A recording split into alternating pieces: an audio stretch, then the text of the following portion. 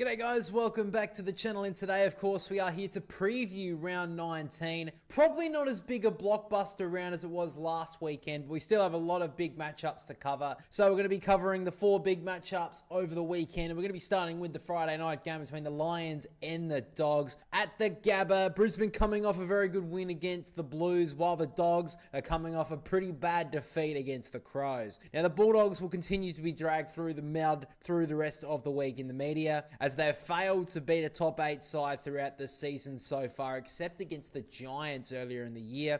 Their defence has been questioned, and if there's any chance of beating Brisbane on Friday, they're going to have to hold up in defence. I really don't see a way how the Dogs can win this one if it becomes a shootout. Now, it seems the Lions are starting to hit their peak form at a really good time. They've won 3 in a row now, and they seem to be back to their 2024 best. So if the Dogs are a chance of winning this weekend, not only are they going to have to defend well inside their D50, but they simply have to stop the kick mark game of the Lions.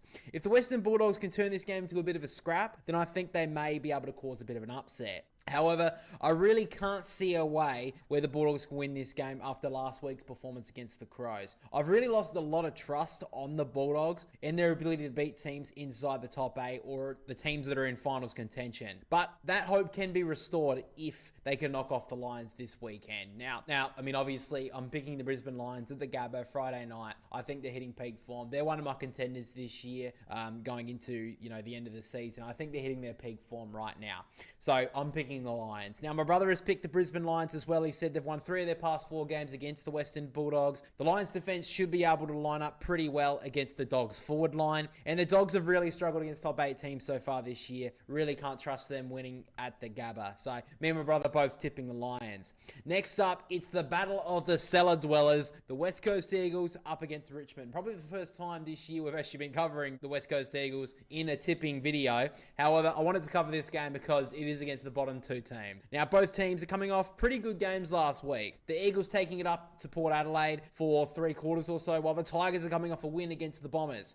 Now, we'll be interested to see if Richmond can back up their performance from last week, as the injury list is pretty big right now, and with a game going all the way over to WA, it's going to be a big trip for a young team. Now, the Eagles have been pretty good in recent times. They've only had one 50-plus point loss in their last 6 games. Now, I know that that's not exactly a massive stat to bring up right now, but it does show that they've been pretty competitive over the last 6 weeks. Now, I'll also be interested to see if the Tigers will put some work into Harley Reid. Now, despite giving away a couple of dumb free kicks against Port Adelaide last week, he was probably their best player throughout the afternoon. So we'll be interested to see if the Tigers have a plan to potentially try and get under the skin of Harley Reid, because it seems like that's a real way to get him off his game. Now, if the Tigers are going to win this game, their veterans are simply going to have to stand up. We saw last week when they were fighting back against the Bombers, the likes of Taranto, Short, Hopper, and the likes were the ones that really stood up for the Tigers and got them over the line in the end. So they're simply going to have to do the same if they're going to be able to beat the Eagles this weekend. Now, it's pretty hard to split these 2 teams. Obviously, being 17th and 18th on the ladder,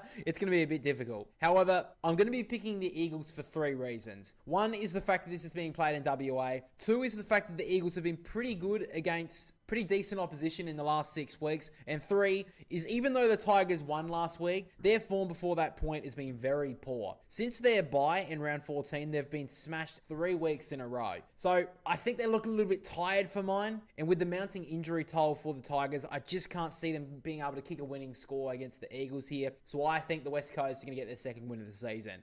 Now, my brother's also tipping the Eagles. He has said that both teams are in pretty good form at the moment. Tigers winning last week, Eagles nearly beating Port Adelaide. And basically, he's going on home ground advantage with the West Coast Eagles. It also seems like the last chance that the West Coast can be able to get a win this season, so he thinks he's going to put all into that. Let's get to probably the game of the round, in my opinion. Collingwood up against Fremantle. Massive games between these 2 sides. The Dockers coming off a rousing win against Hawthorn last week, while Collingwood got knocked off by the Gold Coast Suns, first loss in about 2 or 3 months or so. Now, Freo have been in pretty reasonable form over the last 2 months or so, and if it wasn't for that game against the Swans a few weeks ago, I think this game could probably be level pegging for mine.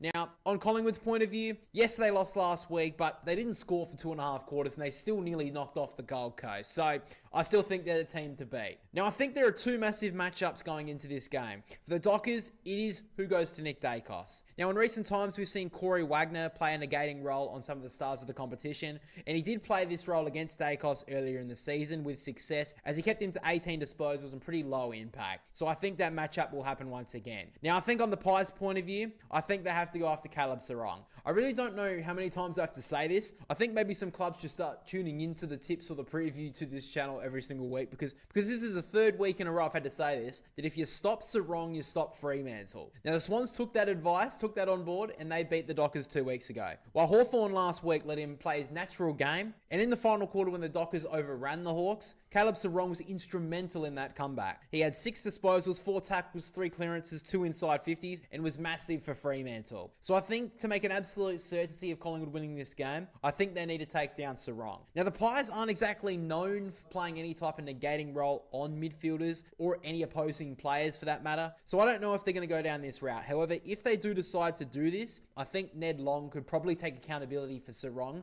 at least at stoppage, where Sarong is probably the most dangerous. However, I think they'll probably go head-to-head nonetheless, and no matter the case here, I'm going to be picking Collingwood. Back at the MCG, I really can't see them losing 2 games in a row, and with the emergence of Josh Dacos last week, I really can't see how the Dockers can stop all these different A-graders that the Pies possess. So, for mine, I think this will be a little bit closer than what maybe some people will expect, and I think Fremantle can really take it up to Collingwood. However, I really can't go past the Pies in this game. I think they'll respond after a pretty below-par performance last week. Now, my brother's also tipping Collingwood. He said going back at home, they should be pretty good to go, and even though they lost last week, he really can't trust the Dockers at this stage with a win on the road. But now we get to the final game of the round, and this is going to be a very interesting contest. The Crows up against the Gold Coast Suns, Adelaide Oval to conclude round 19. Adelaide are in the form of their lives right now, while the Gold Coast just knocked off the premiership favourites. So both these teams coming in with red hot form. Now the matchups down either end of the ground really interest me in this contest. With the 3-headed monster down in the Crows end, it's going to be hard matchups for the Gold Coast Suns. However,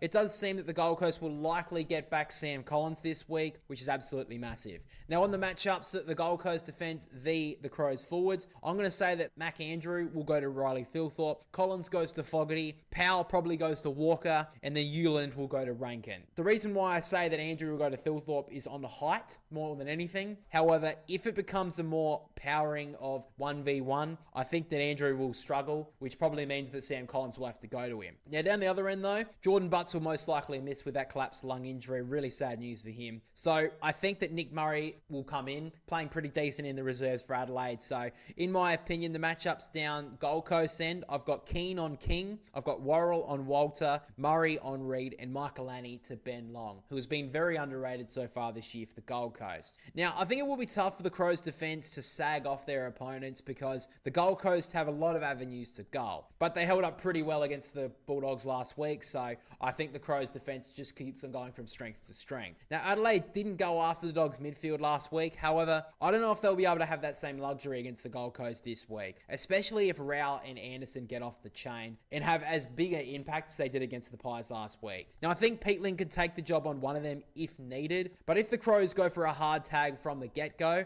I think Michael Annie may be the man to take them down. So something to keep an eye on, in my opinion, on the big matchups. But now let's get to the tip for this game. So the fact that this is in Adelaide and they're in such great form, I have to pick the Crows. They've proved last week that their defence can handle pretty much any forward line in the competition, and as long as their midfielders can keep the Suns' prime movers intact, I think the Crows will get this one done pretty comfortably in the end. Now, my brother has also tipped the Adelaide Crows. He said the Gold Coast seem to be falling off late in games, winning a few of them in the last recent times, but not convincingly.